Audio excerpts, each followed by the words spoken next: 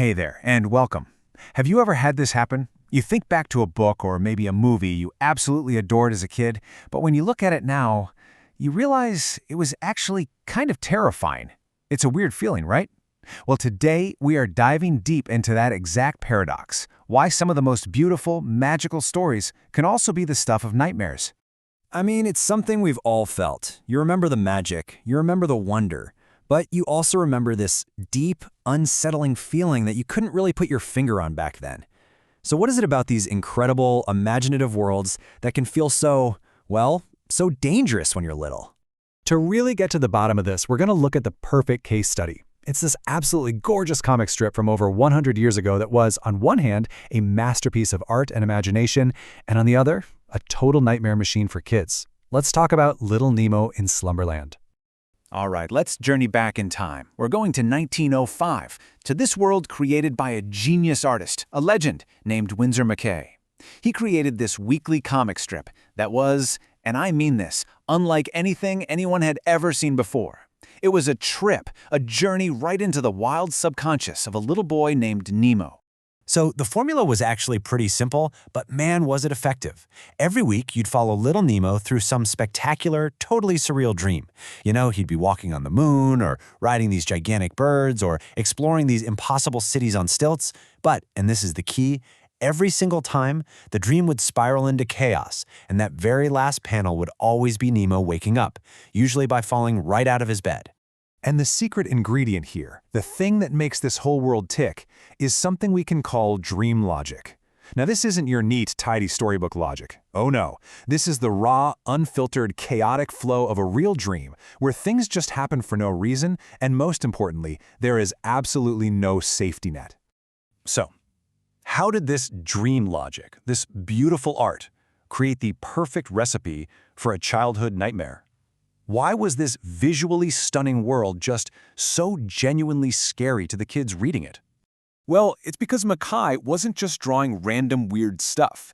He was a master of dream psychology, whether he knew it or not. He was tapping directly into those primal anxieties that we all have in dreams. You know the ones.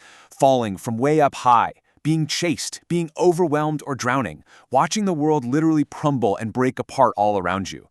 And it wasn't just what McCay drew, it was how he drew it. This quote really nails it. The art itself was just overwhelming. The perspectives are dizzying, the buildings are all impossible and skewed, and the amount of detail is so intense that for kids' brain it was just way too much information to handle. And get this, the effect was so powerful, so real, that the line between the comic's dream world and the real world just blurred. There are actual reports of kids literally falling out of their own beds right as they read that last panel where Nemo falls out of his. I mean, the comic had a real physical impact on them. So that's the big question, isn't it? Why does this hit a child so deeply when an adult can look at the very same page and just appreciate the incredible artistry? Well, the key to unlocking that difference is all about how a child's mind is wired.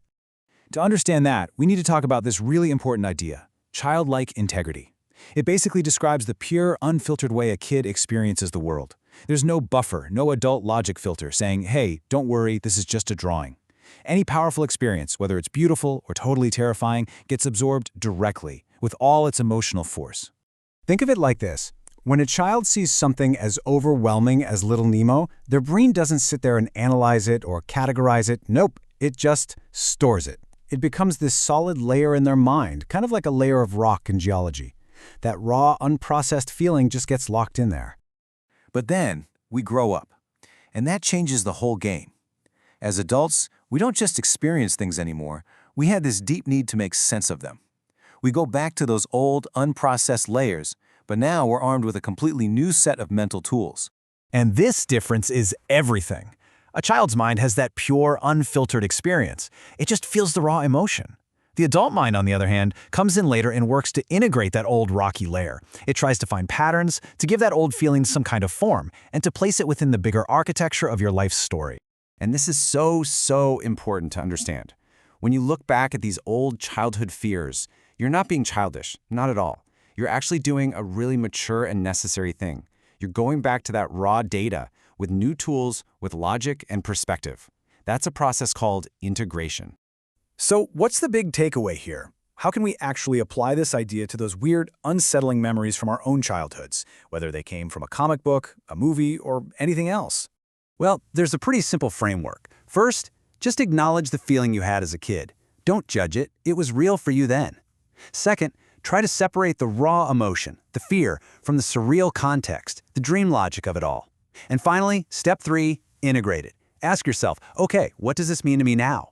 You translate that old feeling into a structure your adult brain can finally understand and file away properly. And that really just leaves us with one last question for you to chew on, whether it was a scene from a Disney movie, a page from a book, or, yeah, even a beautiful comic strip about a boy in dreamland. What childhood nightmare does your adult brain finally have the tools to understand?